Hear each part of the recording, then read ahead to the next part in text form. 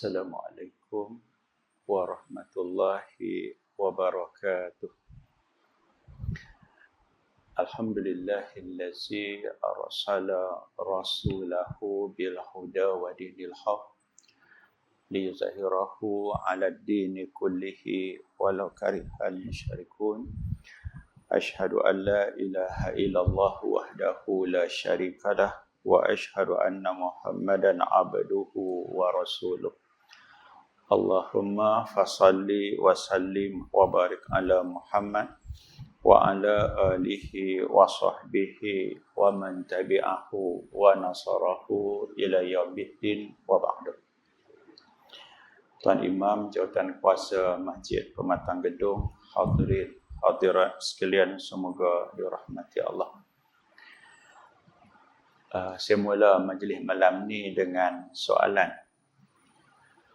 Bohong dengan silap sama tak? Bohong, satu lagi silap, sama tak? Bohong tu dia cadang nak bohong.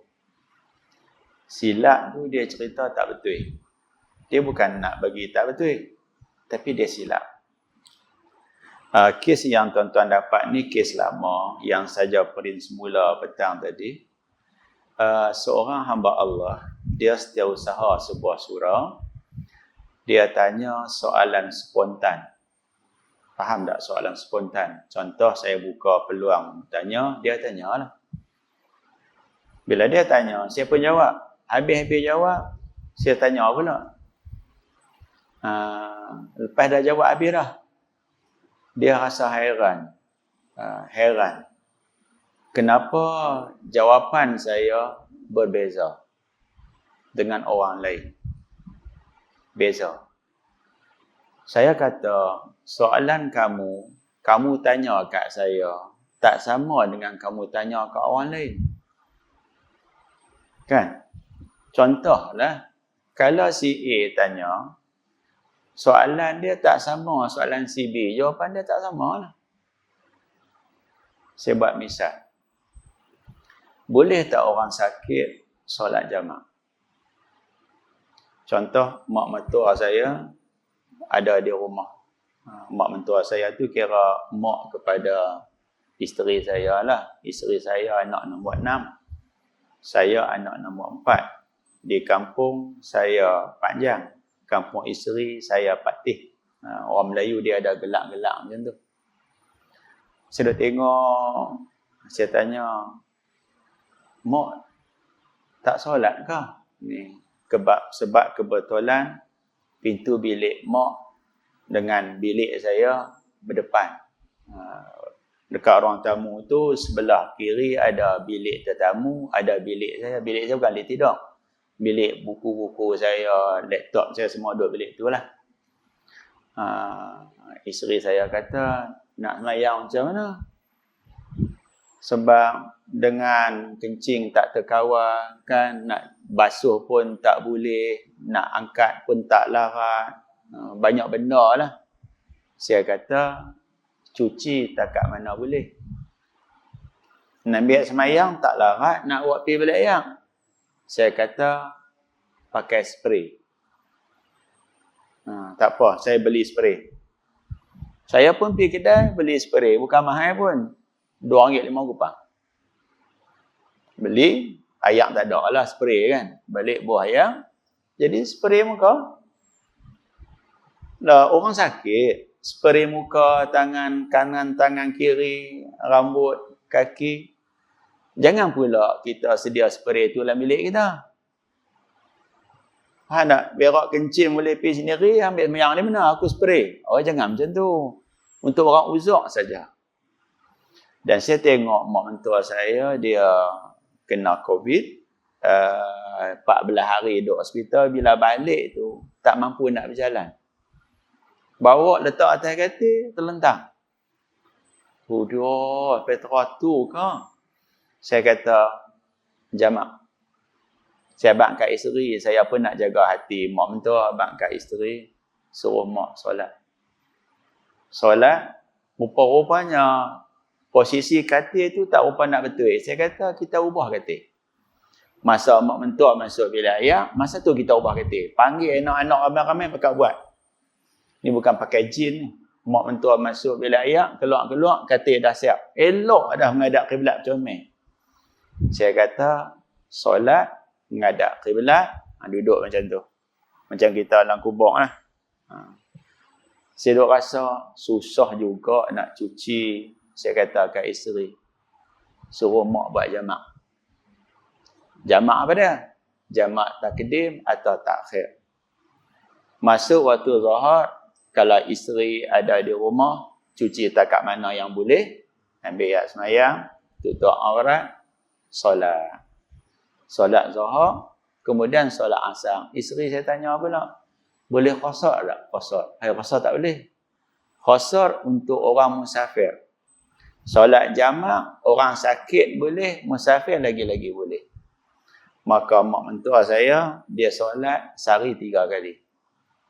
Subuh sekali, zuhur asar sekali. Kadang awal, kadang lewat.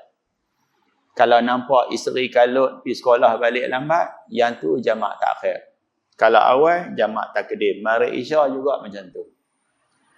Okey, kalau orang tanya, dia kerja, dia tak dan nak sembahyang.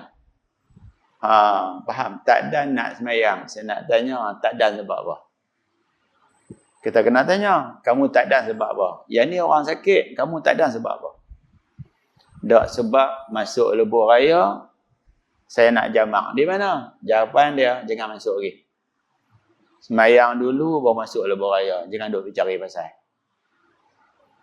Juga bagi mereka yang musafir hari Jumaat, kadang setengah orang dia suka mengaitkan, betul tak? Mengaitkan. Saya tanya, nak mengaitkan bila? Hari Jumaat. Soalan kamu, soalan apa? Saya tengah laut nak balik sembahyang Jumaat, tak boleh. Saya kata, bukan payah mana? Pergi hari Sabtu. Faham tak? Kita boleh ubah. Pergi hari Sabtu. Hari Sabtu ke mana? Kawan-kawan mai hari Jumaat. Abang kali puan mai hari Sabtu. Ish, tak boleh Ustaz. Kena hari Jumaat juga. Hari Jumaat juga, pergi tanya orang lain. Kamu tetap wajib solat Jumaat. Sebab perjalanan kamu ke tempat kamu nak mengaitkan tu tak cukup 2 marhalah. Yang kedua, kamu keluar, subuh dah masuk. Kalau kamu tak mau solat Jumaat, perjalanan kena jarak 2 marhalah, kamu kena keluar sebelum subuh. Subuh tak azan lagi, kamu kena keluar dah. Dia kata, payah macam tu. Gelap-gelap gelita nak keluar. Saya kata, pilihan kamu. Kunci kereta duduk di tangan kamu. Jadi kamu senang saja. Pukul 5 pagi, start kereta, pergi elok start. Cari tempat mengai yang cukup 2 marhalah. Oh, macam tu. Dan kamu jangan reka dengan saya. Tahu reka? Reka seolah-olahnya jarak cukup 2 marhalah. Tanya orang lain tak cukup. Tanya saya cukup. Yang tu kamu tanya soalan, kamu silap. Silap hari, kamu bohong. Cuba tuan-tuan tengok. Awak tak ambil kertas? Ambil tengok dalam handphone. Baik, tengok atas. Ni orang ni dia tanya. Dia bukan nak bohong. Tapi dia silap. Cuba tengok dia tanya. Soalan yang silap, Sya'ari mempunyai 5 anak laki-laki.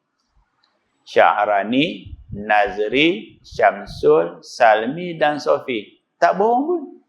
Memang anak laki-laki 5 orang. Dan seorang anak perempuan nama Hafifah. Nazri mempunyai seorang isteri nama Hasnah, seorang anak laki nama Firdaus dan 3 orang anak perempuan Ain, Syikin dan Diana. Firdaus meninggal dulu dari Nazri. Sya'ari dan isterinya telah lama meninggal. Soalan dia, bagaimanakah pembahagian harta Nazri secara faraid? Sekiranya harta yang ditinggalkan Nazri berjumlah RM311,040. Dia bukan bohong, dia tak bohong. Tapi cara dia tanya tu sebenarnya ada silap. Dia terlupa abang. bahawa dalam kes ni, yang mati tu, Nazri yang mati tu, dia ada anak laki-laki, dia ada anak perempuan. Anak laki-laki dia mati dulu, baru dia mati. Dan ayah dia menikah lebih pada seorang. Dia tak habaqlah kata ayah dia menikah 2. Tapi dia habaq ayah dia anak laki-laki 5, perempuan 1. Bohong tak? Bohong tak bohong? Dia tak bohong. Betul tak ayah dia anak laki-laki 5? Betul. Betul tak ayah dia anak perempuan seorang? Betul. Dan dia pun tak nafi bahawa ayah dia menikah 2, cuma dia tak habaq. Cara cerita tu ayah menikah seorang 2. Ni saya buat misal sikit. Kalau saya tanya, anak ada berapa? Kata 5. Dia bohong tak? Dia tak habaq kat saya kata bini dia 2. Dia tak habaq kata bini 2. Tapi saya faham bini seorang. Cara cerita ni, Syahari nikah seorang, anak 6. Sebenarnya, dia menikah 2 kali. Orang tu bukan nak bohong, tapi dia cerita. Tu nampak faraid ni, sebab tu tadi saya tegur isteri saya. Dia tanya soalan faraid, orang tanya dia. Saya kata, minta hak tanya kamu tu tanya saya. Dia kata kat saya, abang telefon dia lah. Awak jadi macam tu. Dia nak tanya soalan, saya duduk pergi tanya dia, telefon dia. Tak betul macam tu. Dia nak tanya soalan, dia kena tanya saya. Dia telefon, bukan saya pergi telefon. Sebab apa isteri suruh? Sebab kawan dia ada suami. Suami kawan dia, kawan saya. Kawan kamcin ni, saya kata, kena tanya sendiri. Saya takut jadi soalan macam ni, soalan silap. Baik. Tengok bahagian A, saya pun kira faraid. Hasnah dapat 1/8. Hasnah tu bukan isteri Syahari. Hasnah tu isteri Nazri. Dia dapat 1/8. N, Syikin dan Diana, anak perempuan 3 orang, dapat 2/3. Okey. 5 sampai 9 tu semualah adalah adik-beradik kepada Nazri. Dalam kepala saya, semua tu seibu sebapak. Faham? Dalam kepala saya, seibu sebapak belaka. Dah dia tak abang kata menikah 2. Contohlah paling senang ni, melawak kasar sikit. Kat rumah Kenuri. Kita jumpa kawan kita dengan isteri dia. Kalau kita tanya dia, ni isteri hak mana ni? Kacau tak? Kacau tak kacau? Tanya, ni isteri hak mana? Kacau tak? Hai, jangan buat main tu. Kadang-kadang jiran depan rumah lalu, saya baik dengan jiran. Tegak. Saya ni nak abang antara manusia yang paling rajin solat jenazah. Jauh-jauh sampai Perak pun saya pergi. Syarat saya tak ada kelas. Sampai ada profesor kata, saya mati nanti kena pergi solat, insya-Allah saya sampai. Jiran lalu depan rumah, dia buka tingkap cermin kereta. Saya tengok, saya tengok, saya kata apa? Hak dulu juga noh. Faham hak dulu juga. Mana apa hak dulu juga? Isteri hak dulu lah. Bukan hak baru. Tu kasar tu. Hak ni pun macam tu juga. Dia tak habang, bukan mana dia bohong. Tapi cara dia cerita tu ada silap.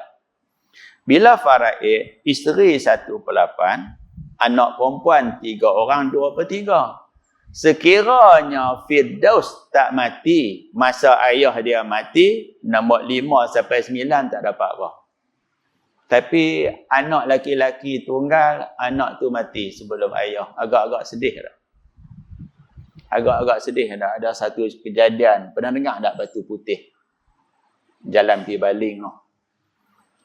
Suami isteri ada anak laki-laki tunggal. Anak perempuan tak ada. Anak seorang tu tunggal. Laki-laki. Baru 3 tempat. Hari raya naik motor lesen tak ada. Langgak belakang van. Kepala masuk dalam cermin. Tergantung dekat cermin belakang. Agak-agak mati tak? Aksiden, langgak van, kepala tikam masuk dalam cermin. Cermin tu berlubang. Kepala duduk dalam cermin tu. Mati. Anak seorang tu meninggal. Hak tu lagi sedih. Hak ni, anak lelaki seorang, perempuan 3, hak lelaki tu meninggal. Memang sedih.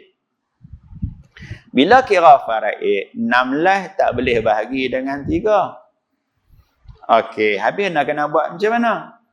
Kena darab. 16 tak boleh bagi dengan 3. Cuba tengok di bawah. Di bawah Sya'arani, Syamsul, Salmi, Sofi, Hafifah. Laki-laki berapa? Laki-laki 4. Nazri mati dah. 4 darab 2, 8. 8 cepak 1, 9. Nak tanya, 9 boleh bagi dengan 3 tak? Boleh bahagi. Maka 8 darab dengan 3, 24. Isteri dapat 3, anak perempuan 16. 16 tak boleh bagi dengan 3. Bawah lebih jadi 5. Maka 24 darab dengan 9. Hasilnya isteri dapat 27, anak perempuan masing-masing 48, 48, 48. Yang laki-laki 10, perempuan 5. Masalah 216. Bila bagi harta pusaka, Hasnah dapat RM38,880. In, Syikin dan Diana masing-masing dapat RM69. Bukan dah, RM69,120. Samalah mereka semua. Yang tanya saya nombor 6 tu. Nombor 6 tu yang tanya saya nama Syamsul. Dan Sya'arani dengan adik-beradik dia masing-masing 14,400. Yang perempuan dapat 7,200. Selesai kes. Selepas saya dah kira dah, tiba-tiba Syamsul sebut, Ustaz, lupa anak abang. Lupa anak abang. Nazri hak mati tu, ayah dia Sya'ari nikah 2. Saya kata, awak tak abang? Saya ngikut, tak perlu. Saya kata, kena abang. Maka saya kira semula dekat whiteboard, dekat surau. Kira balik. Saya kata, hak saya kira tadi tu, kira tak ada apa. Betul? Faham tak? Habis kelas, saya ambil gambar, balik rumah saya buat jadual ni. Kena hari yang lapang sungguh lah. Baik, cuba tengok. Soalan betul, dia hak bawah, B tu. Sya'ari berkahwin dengan Masyitah. Nampak tak keluar nama dah? Sya'ari kahwin dengan Masyitah. Ni nama sebenar. Semua nama tak ubah. Nama betul. Sebab saya dengan Syamsul ni kawan bagus punya. Tahu, kawan bagus. Saya abang kat dia, saya nak buat kelas punya jadual ni. Tak apa, boleh. Baik. Sya'ari kahwin dengan Masyitah dan mendapat 3 anak laki-laki. Syaharani, Nazri dan Syamsul. Syamsul tanya saya, Confirm Ustaz. Nazri itu adalah ayah saya. Saya tahu lah. Baik. Yang mati Nazri itu dia abang saya. Dia abang saya. Pak tu, mak tu. Setelah kematian Masyitah, Sya'ari kahwin pula dengan Jamaliah. Nikah pula. Okey, saya tanya anak 3. Anak 3. Laki muda lagi tak? Jangan tuan-tuan duk buat contoh menikah 5 tahun seorang. Faham tak? 5 tahun seorang tu lelaki tua dah nah. Hak ni jenis kadang-kadang setahun 2 orang pun ada. Bulan Januari seorang, bulan Disember seorang. Kadang-kadang ada. Nikah pula dengan Jamaliah, dapat 2 anak laki-laki, Salmi dan Sofi. Rupanya 2 orang tu, pak tu mak lain. Dia bukan nak bohong, tapi dia silap. Dan seorang anak perempuan nama Hafifah. Nazri mempunyai seorang isteri nama Hasnah, seorang anak laki-laki bernama Firdaus, dan 3 anak perempuan, In, Syikin dan juga Diana. Okey. Baik, jawapan dia, bagaimanakah pembahagian pusaka harta pusaka Nazri? Sekiranya harta yang ditinggalkan Nazri berjumlah jumlah yang sama. Cuba tengok lagi tertinggal. Masyitah ibu Nazri dan Jamaliah ibu tari Nazri telah lama meninggal dunia. Baik, bila kita nak kira, apa jadi bila kita kira balik-balik? Cuba tengok B tu. Isteri Hasnah dia dapat sama banyak juga tak? Sama banyak kan? Tak berubah. Sebab isteri memang hak dia banyak tu juga. Okey, ni boleh ambil bahan ada depan ni. Bahan kat depan. Nah. Kalau nak PDF, minta kat saya forward PDF. Anak perempuan 3 orang, bohong tak? Bohong tak 3 perempuan? Tak bohong kan? Tak bohong. Okey, Syaharani dengan Syamsul, saudara kandung laki-laki 2 orang. Hak bawah lagi 3 orang itu tak dapat sebab mereka pak tu mak lain. Hak nombor 5 dengan 6, pak tu mak tu. Bila faraid, isteri dapat 18/144. Tadi dapat 27/216. Angka walaupun makin sikit, Hasnah dapat banyak tu juga. Sebab setengah dengan 2/4 sama tak? Sama tak? Sama. 8/16 sama tak dengan setengah? Sama tak? Sama. Ringkasnya didapati Salmi, Sofi dan Hafifah tak dapat apa-apa. Cuba tengok di tepi. Ringkas dia anak perempuan dapat jumlah sama tak? Dapat jumlah sama, tak ada beza. Yang beza tak mana? 7, 8, 9 tak dapat apa-apa. Sebenarnya mereka tak dapat. Maka Syaharani dan Syamsul itu dia dapat 14,400. Dia dapat sebenarnya 32,400. Senyum tak? Ni kalau malam ni baru tahu agak-agak telefon tak? Agak-agak telefon tak? Hello, Assalamualaikum. Salmi ke? Ya, saya Salmi. Ni nak abang sikit ni. Nak abang sikit. Faraid hak kira itu silap. Kami 2 orang dapat. Kamu tak dapat. Sebab apa tak dapat? Hak mati abang saya juga. Ya mati abang kamu. Tapi kamu dengan dia, pak tu mak lain. Kami dengan dia, pak tu mak tu. Nampak tak? Kamu dengan dia, tu Salmi, Sofi dan Hafifah. Dia dengan Nazri, pak tu mak lain. Okey. Syarin dengan Syamsul, dengan si mati, pak tu mak tu. Pak tu mak tu dengan pak tu mak lain. Hak mana kuat? Hak pak tu mak tu. Jadi kena bagi balik. Jadi nak apa?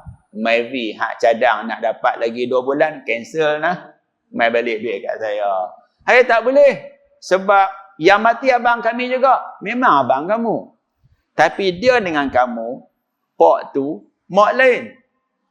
Pak dia, pak kamu. Mak dia, mak kami. Bukan mak kamu. Kena bagi balik. Kalau tak bagi balik, kita lawan kat mahkamah. Lawan mahkamah nanya tak? Hatta kalau tak banyak, lawan mahkamah, rugi. Baik kita bincang adik-beradik. Clear tu nah. Jadi kesilapan itu diperbetulkan. Jangan pula kata, dah bagi ambil balik buruk siku. Bagi ambil balik, hak bagi betul tak apa. Ni bagi itu silap, kena bagi balik. Faham tak? Saya pernah beli nasi lemak 2 bungkus. Faham? Parking kereta tengok nasi lemak 4 bungkus, birun sebungkus. Faham tak? Faham? Saya beli nasi lemak biasanya 1 bungkus. Saya makan sikit kan. Nasi lemak 2 bungkus. Betul ada seorang pakcik yang beli nasi lemak, saya kata, untuk dia saya bayar juga sekali. Halal kat dia. Nanti saya bagi duit lagi. Tiap hari dia beli. Sehari RM1 tak apa. Esok dia tak main dah. Balik-balik ni sampai parking kereta tengok-tengok nasi lemak 4 bungkus. Bihun sebungkus. Aku tak beli pun. Larat tak makan. Saya berani makan tapi makan tak habis. Esok saya bayar kadang. Tapi saya risau pembeli sebenar dia dah ambil nasi lemak saya 2 bungkus. Saya pergi ambil nasi lemak dia. Saya patah balik, jumpa tuan kedai, tuan dia kata awak jadi macam tu. Tak tahu kalut sangat nak tamperin. Dia kata, tuan dia tak main minta pun. Tak apalah. Saya tinggal datang ni. Kalau dia tak main, cerita lain kat saya. Saya bayar sebab itu kesilapan saya. Nampak tak? Jadi kita pergi ambil balik hak kita punya, itu bukan buruk siku. Sebab hak kita. Clear nah? Baik, masuk kepada kitab kita. Okey.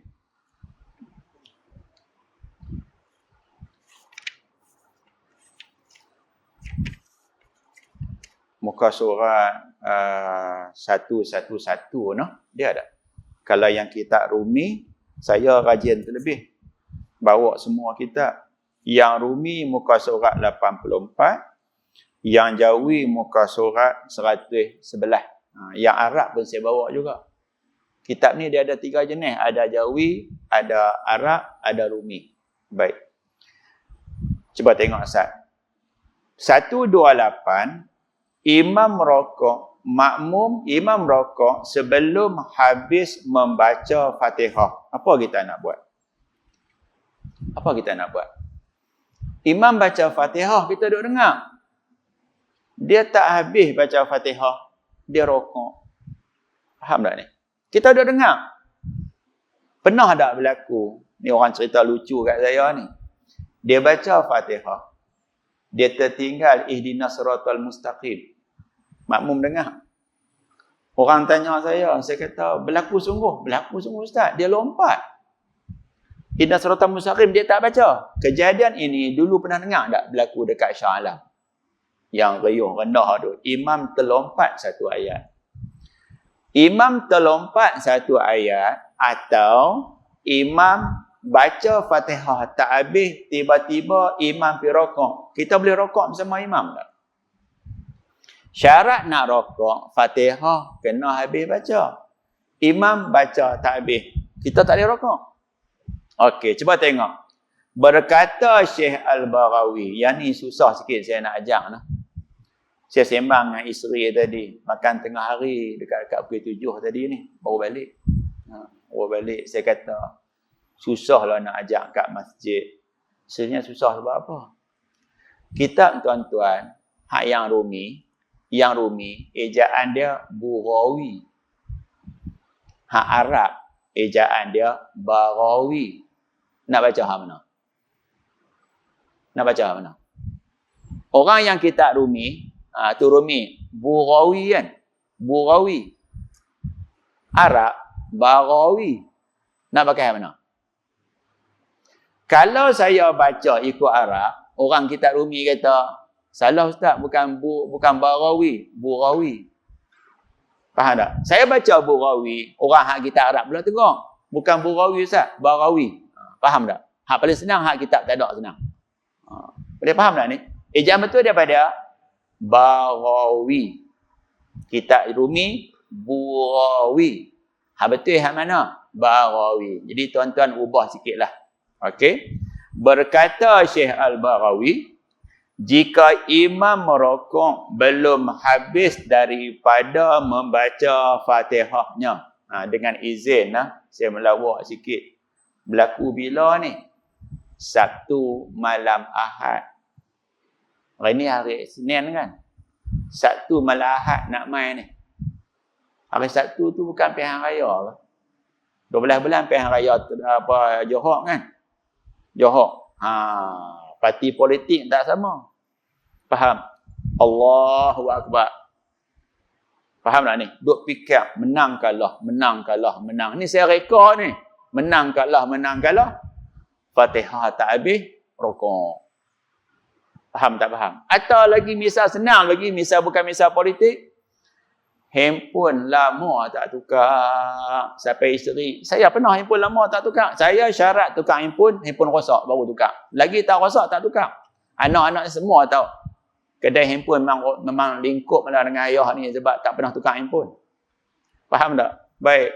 Ni contoh cerita reka nah. Handphone punya teruk. Sampai isteri kata, tak usah duk tunjuk kat orang. Makan kenduri, handphone dalam kek jangan letak atas meja. Saya pernah isteri kata gitu, handphone buruk. Nak beli kat saya, hadiah saya tak mau. Lah ni tukar dah lah. Baik, misal. Petang tadi tukar handphone baru. Maghrib tak sah, masuk dalam kolah ayat semayang. Saya nak tanya Azad, maghrib kita semayang kacau tak? Kacau tak Tuan Imam? Handphone lama tak tukar, sampai bini marah. Tukar handphone baru pagi petang tadi ya, balik rumah. Nak bawa handphone baru main masjid ni. Masuk dalam kolam mandi. Nak lagi teruk lagi, kolam semayang. Nak teruk lagi, masuk lubang jamban. Allahu Akbar, semayang kacau tak? Balik sekali nak kata apa kat isteri? Handphone abang mana? Sedekah kat lubang jamban. Suara tangan pun tak sampai. Abang. Yang bawa pergi beli ayak buat apa? Tinggal di luar, kena beli lain. Masuk beli ayak pun kena beli lain. Tinggal di luar, orang curi. Masuk beli ayak, masuk lubang jamban. Ni contoh dia. Imam jadi cerita reka ni. Baca Fatihah, tak habis, rokok. Kita hak belakang jadi gimana? Maka bolehlah makmum mufaraqah dengannya. Bepi dia rokok. Dia rokok, kita tak rokok. Kita perhabis Fatihah bagi habis. Waladhalin amin. Kita rokok. Ingat, kita nak rokok tu. Kita kena niat mufaraqah terlebih dahulu. Jangan kita rokok dengan kita ikut imam. Batal semayang. Kita kena rokok, kita jangan ikut imam tu dah. Imam tu rokok. Kita rokok bukan ikut dia. Kita semayang sendiri. Nampak macam kita semayang dengan dia tak? Nampak macam kita ikut dia. Tapi sebenarnya kita semayang sendiri. Kita bukan ikut dia. Aku tengok imam rokok, rokok. Aku mufaraqah. Mufaraqah dia rokok, aku rokok lah. Baik. Mufaraqah pula tak boleh kalau semayang Jumaat. Semayang Jumaat, rakaat pertama kalau mufaraqah, batal semayang. Dan teruskan menyempurnakan sembahyangnya bersendirian. Itu cadangan pertama. Imam rokok, Fatihah tak habis, kita mufaraqah, kita perhabis Fatihah, kita rokok. Ucap selamat tinggal kat imam. Jangan tetap ucap sungguh. Selamat tinggal tuan imam, jam. Jam, kalau gitu jam. Ni sama saya suka buat misal ayat buruk ni. Tanya, ni nak tanya sikit. Masjid tang mana? Masjid Matang Gedung tang mana? Tanya belah Padang Temusu. Mai pada masjid Padang Temusu. Okey, ambil kanan. Terus. Jumpa simpang 4, terus. Sampai simpang 4 lampu merah. Dia terus. Accident. Punca dia kawan tu apa? Jumpa simpang 4 terus. Faham tak? Jumpa simpang 4. Kalau hijau terus, kalau merah kena berhenti. Takkan nak kena abang kot. Faham tak ni? Macam tu. Baik. Yang kedua tak mufaraqah macam mana? Dan boleh juga makmum menunggunya. Makmum tunggu imam. Tunggu imam macam mana? Imam rokok, kita tak ikut. Imam i'tidal, kita tak ikut. Duduk tunggu. Imam sujud, duduk, sujud, berdiri, dia baca Fatihah, dia baca surah, dia rokok, baru kita rokok. Hak yang kedua ni, memang kita akan pening. Pening sebab apa? Kita kena kira rakaat imam, kita kena kira rakaat kita. Payah tak? Payah tak payah? Saya nak tanya sikit. Kalau imam duk buat tahlil, kita duk kira imam tahlil berapa, kita duk kira kita tahlil berapa. Susah tak? Kita kira hak dia berapa, kita nak cari pasal dengan imam. Apa tengok? Dia ni tahlil lebih dia tak kira.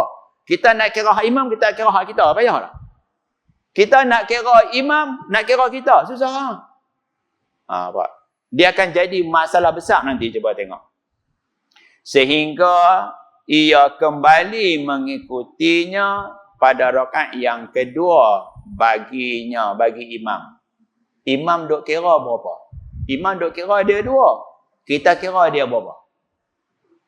Kita kira imam tu baru 1 rakaat. Sebab semayang tadi, rakaat pertama, tak kira. Sebab apa tak kira? Sebab tadi, rokok, Fatihah baca sekerat. Kami tahulah dia Fatihah baca sekerat, kami tahu. Baca sekerat. Okey, kemudian pada akhir sembahyang, jika imam sedar, dia sedar, kata dia sembahyang tadi, Fatihah baca sekerat, lalu bangun, Arab panggil qiyam ia, maka hendaklah makmum bangun mengikutinya. Nampak tak ni? Imam sembahyang, dia kira dia 4. Makmum kira dia berapa? Kira dia 3. Sampai rakaat yang terakhir, makmum kira, makmum kira, apa imam kira? Faham tak? Makmum kira, apa imam kira? Imam mesti dia kata dia 4. Sebenarnya imam berapa? 3. Kita bila dia kata Allahu Akbar, mesti dia tasyahud awal dah, mesti dia tasyahud akhir dah, dia 4. Rupa-rupa imam sedar. Imam sedar, dia bangkit berdiri. Berdiri tu 4 ke 5? 4.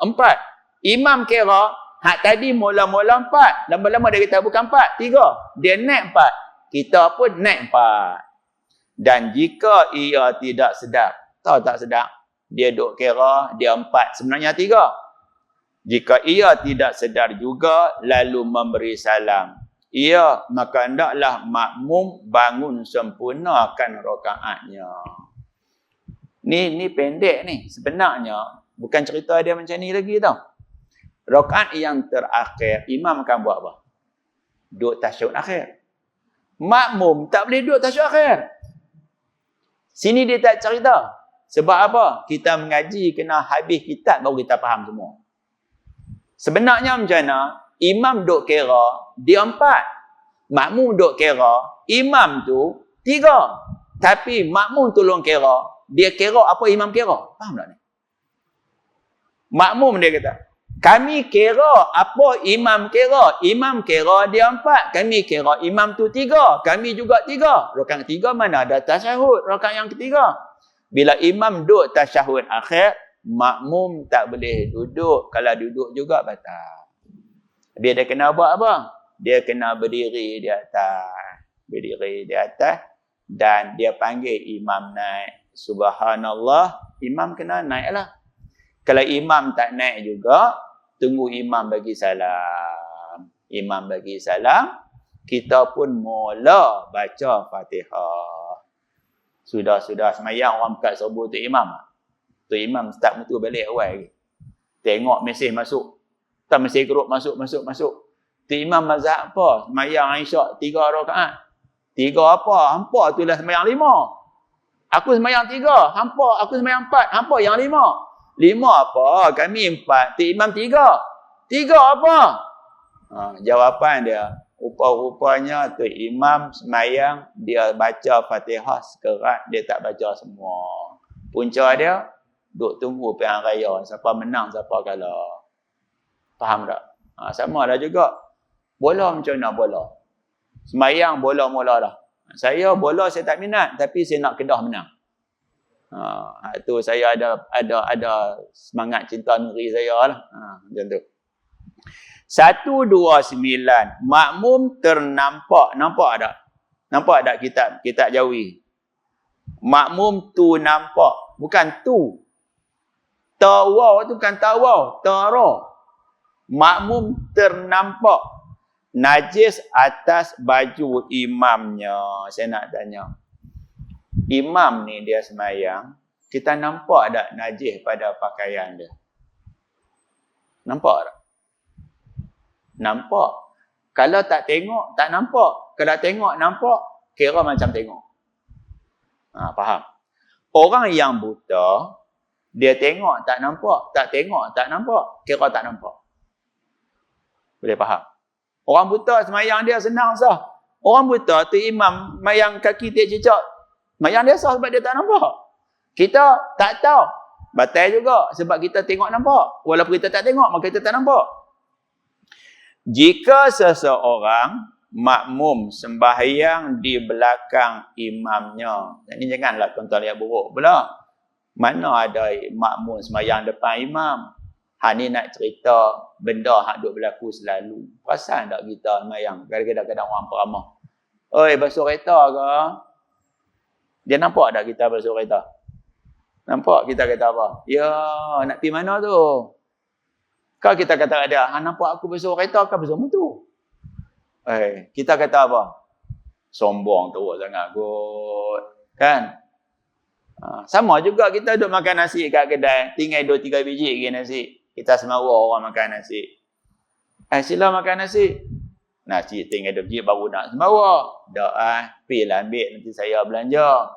Kita memang peramah. Peramah ni lah kadang-kadang nanya. Contoh, cikgu dekat-dekat nak pencen, tiba-tiba jumpa raya korban. Beli kambing tak? Beli kambing hantar awal sebulan ke awal 2-3 hari? Awal 2-3 hari lah. Tambat depan rumah, belakang rumah. Orang tegur. Oi cikgu, pencen nak bela kambing pula ke? Dia tak ada. Ni kambing korban. Habis. Kambing korban habis. Kambing tu jadi korban nazar. Sebab kamu tentukan dia jadi hukum korban nazar, kamu tak boleh makan. Punca dia, orang peramah pergi tanya. Kalau nak bagi selamat tu macam mana? Inilah korban sunat aku. Ataupun kata, tahun lepas aku kena dah, tahun ni aku tak jawab. Hang tengok sendiri, hang tunggulah aku nak buat apa esok hari. Aku tak mau jawab sebab tahun lepas aku kena dah. Korban, aku tak boleh makan. Hak korban kita tak makan tu lah pahala banyak. Korban nazar, ya. Aku tak makan, anak-anak aku semua tak makan. Punca hang tanya aku. Tu faham nah? Hukum fiqh dia jadi macam tu. Jika seorang makmum sembahyang di belakang imamnya lalu ia ternampak di atas bajulah ternampak, dia kata baju imamnya ada najis. Kalau tengok nampak, tak tengok tak nampak, maka hendaklah ditilik. Ditilik tu kita kena fikir Ustaz, nak tahu jawapan batal tak batal. Jika najis itu boleh dinampak dengan terang, kita tengok sekali pun nampak. Tengok sekali pun nampak, bukan kena perabang sungguh. Tengok sekali pun nampak. Maka wajiblah diulangi semula sembahyangnya. Sembahyang siapa dia? Imam batal, makmum pun batal. Dua-dua batal. Jangan kita kata imam batal, kita tak batal. Sebab apa imam batal tak batal? Tik cicak duduk kat baju imam. Kami tak ada tik cicak. Imam batal, makmum batal. Sebab kamu ikut imam yang batal. Yang tak batal tu macam mana? Imam sembahyang, cicak berak, jatuh atas bu tu imam, cicak sakit perut. Berak jatuh atas baju imam. Makmum nampak tak? Nampak. Makmum kena segera mufaraqah. Sebab tak sah ikut imam yang solat dia, baju dia ada najis. Sebab tu hukum fiqh. Kalau tak mau bagi batal, imam kena segera buang baju tu. Kalau kepiah, dia tampak kepala ni. Tampak ni, kepiah tercabut, sembahyang dia sah. Tapi kalau dia angkat kepiah elok-elok, dia letak, sembahyang dia batal sebab dia bawa najis. Oh, susah no. Susah. Bersalahan jika najis tersembunyi di bawah bajunya. Contoh, baju pagoda kena tik cicak. Pakai baju Melayu di luar. Makmum nampak tak? Makmum nampak tak? Tak nampak. Solat imam batal, solat makmum sah. Sebab kalau tengok tak nampak baju tu duduk di dalam. Okey, misal kita buat misal lagi lah. Tuan-tuan pernah dengar tak? Pernah tengok tak baju bandel? Kot-kot kadang-kadang tu bukan mahal pun. Tak mahal. Pakai macam hebat nak. Sini Tuan Imam kamu tak pakai kot? Hak pakai necktie. Kot lah. Baik, saya nak tanya sikit. Kadang-kadang kot tu pakai hari-hari tak? Bukan pakai hari-hari. Cicak berak, cicak beranak, cicak mampuih dalam poket pun kita pakai tak. Cicak ni kalau dia masuk dalam poket, kita kancing dia tak ada keluar. Mati cicak dalam tu sembahyang. Balik-balik rumah, buka-buka baju, Allah, cicak mampuih. Sembahyang imam batal. Sembahyang makmum tak batal. Sebab makmum tidak tahu. Teruk tak kalau makmum nak kena cek poket baju imam? Teruk. Okey, dan berkata Ar-Ruhiyah ni, dan jika najis itu di atas serban imam yang boleh nampak oleh makmum apabila ia berdiri, tetapi ia semayang dengan duduk sebab lemahnya daripada berdiri, maka tidaklah wajib diulangi semayangnya. Kerana wajib atas semayang dirinya secara duduk, maka tidak disuruh ia melampaui daripadanya. Nampak tak hukum fiqh ni? Contoh, imam kita semayang, atas kain serban dia tu ada tik cicak. Orang yang tak boleh nak berdiri, dia semayang sambil duduk. Memang dia tak akan nampak tik cicak atas kepala imam. Semayang makmum tu sah, semayang imam tu batal. Bagi makmum, hak semayang berdiri, kalau dia tengok atas serban imam, nampak tik cicak, dia batal. Makmum hak semayang duduk, tak batal sebab dia semayang kena duduk. Macam tu. Bersalahan jika najis itu nyata kelihatan pada baju imamnya, tetapi ia masyghul, sibuk dengan semayangnya. Dia sini semayang pejam mata. Allah pejam mata. Dia tak buka mata. Sampai habis semayang, sudah semayang, orang bakal beritahu, "Woi, tu imam baju dia ada tik cicak." Hampa semayang lain, aku tak nampak, aku semayang mata pejam. Semayang mata pejam, semayang kena buka mata. Aku tak nampak, hampa yang nampak. Hampa semayang lain, aku tak. Batal juga. Batal juga. Atau ia tidak nampak najis itu duduk berjauhan daripada imamnya, maka wajib diulangi semayangnya. Imam kena ulang, janganlah ulang semayang. Serban kena tik cicak, tak buang dulu. Kena buang dululah. Kena buang dulu. Imam batal, makmum batal. Yang tak batal siapa dia? Orang buta sebab memang tak nampak. Orang semayang duduk sebab dia hanya boleh semayang duduk. Clear tak? Jadi macam tu. Jelas tak jelas tu? Jelas nah. Baik. Benda yang sama juga saya nak rendangkan. Ada di satu masjid, saya tak sebut nama masjid, saya juga duk mengajak masjid tu. Lepas bagi salam semayang isyak, didapati kaki imam ada tik cicak. Kaki imam ada tik cicak. Makmum tegak lah. Imam, ustaz lah. Tak. Kaki ada tik cicak. Ada tik cicak kaki. Faham? Kaki ada tik cicak. Tak apalah.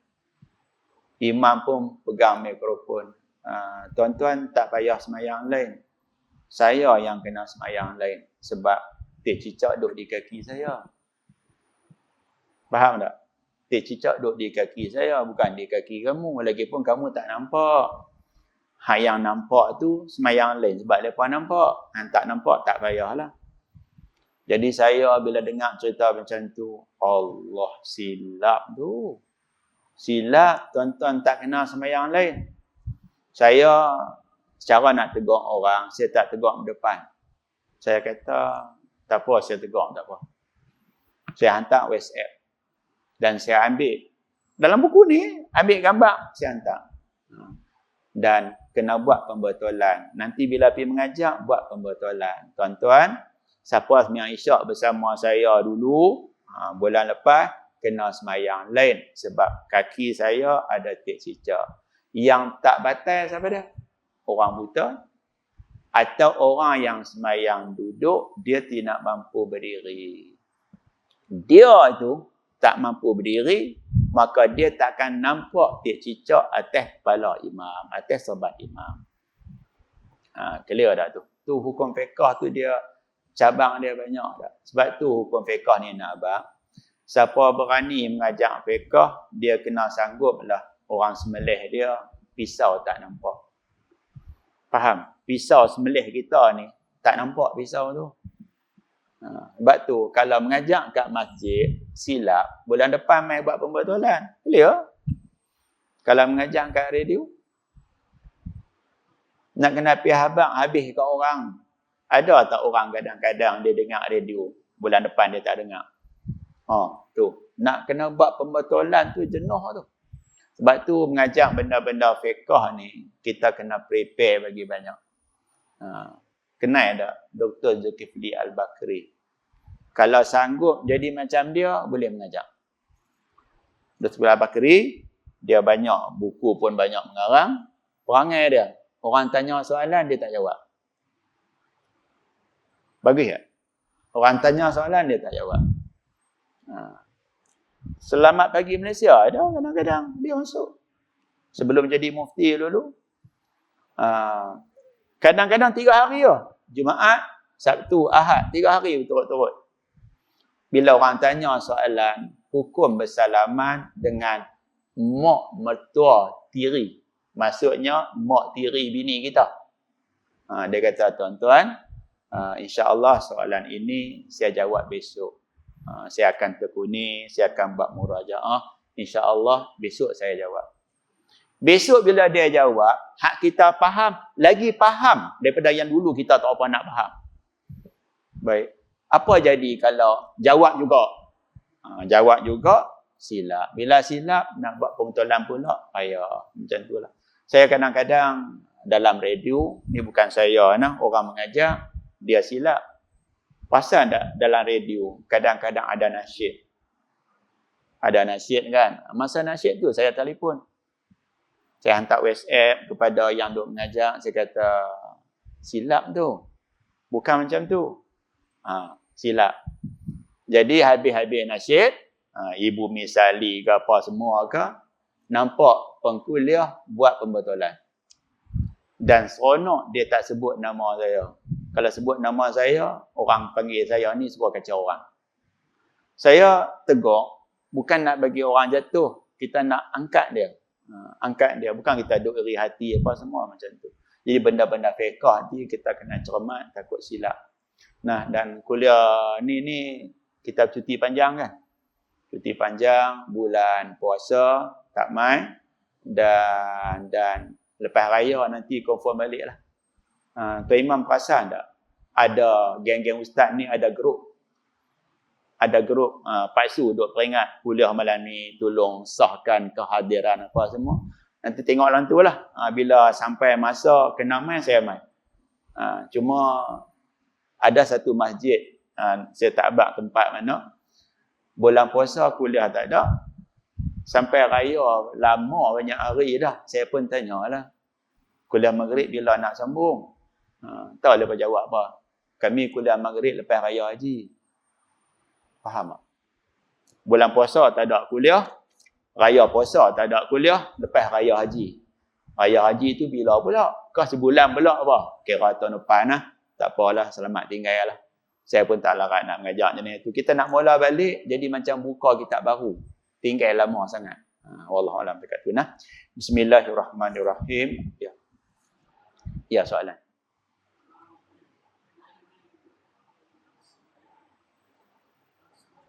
Okey.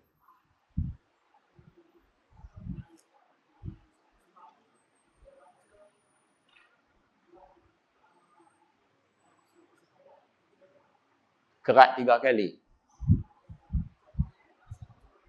Ya, saya faham. Ya, saya faham dah. Macam ni.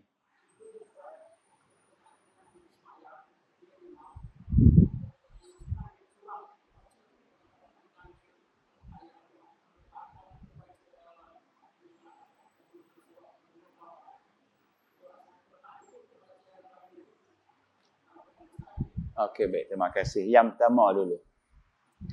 Tanpa saya sebut berlaku di masjid mana. Saya tak sebut. Mak saya, sekarang tak apa nak sihat. Sekali lagi saya kena hantar kursi roda dekat mak saya di sebelah taman tu. Taman apa tu? Kelisa, bukan Kelisa. Yang naik bukit tu.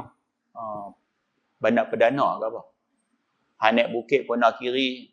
Bawah tu macam ada tasik. Tasik Perdana ke apa tak tahu.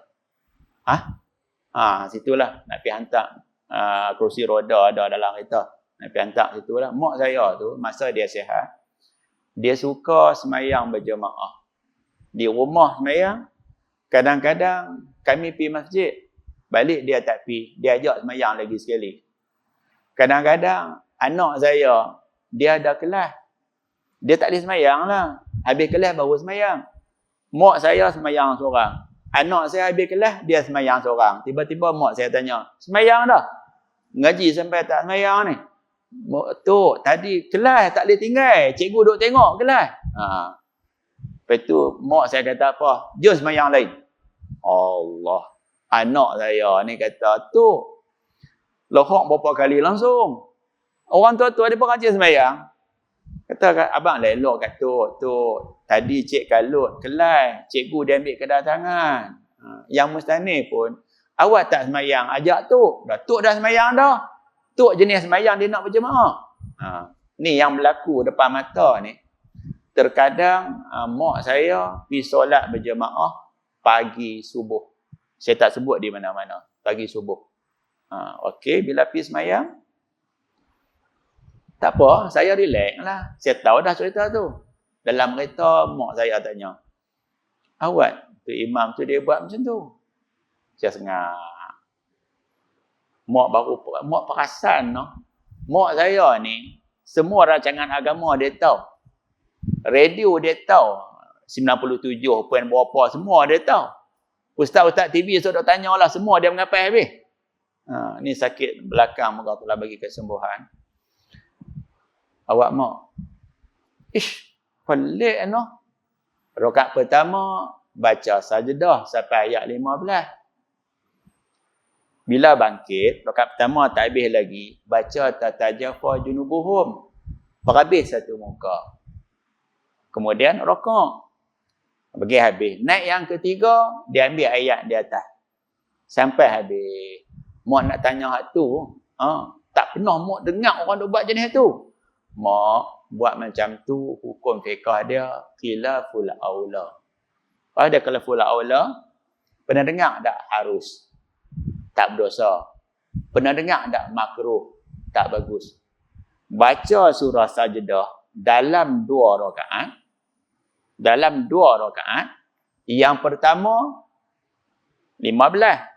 Hak yang kedua kerat 2. Hukumnya khilaful aula. Apa maksud khilaful aula?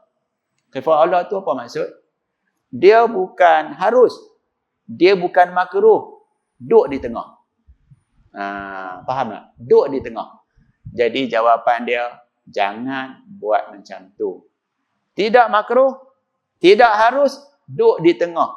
Sama seperti ambil ayat semayang, basuh muka 2 kali. Ayat semayang, basuh muka 2 kali.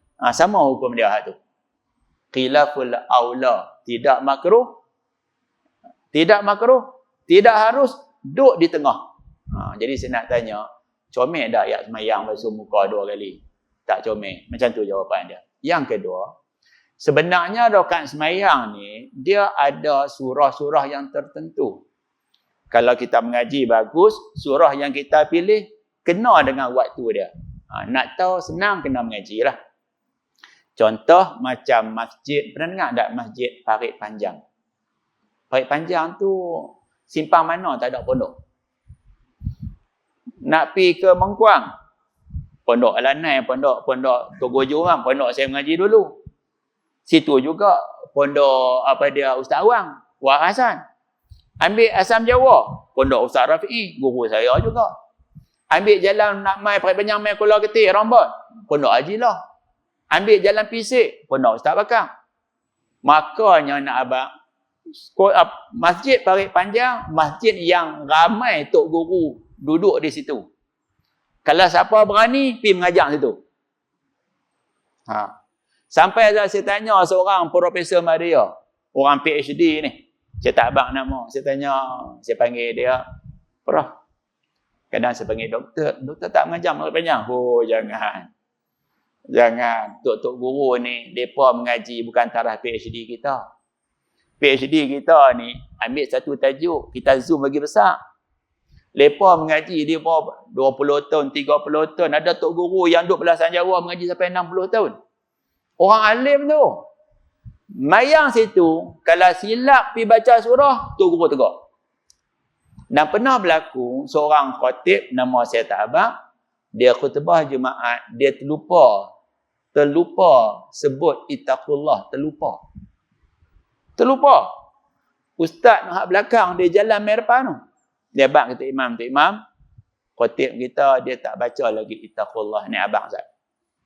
Ustaz awang naik mimbar tu, Ustaz ittaqullah tak kata lagi. Nampak tak? Lepa tak simpan punya, lepa teguk depan tu. Situ. Tu. Kita bukan macam tu. Lepas Jumaat ada rakaman.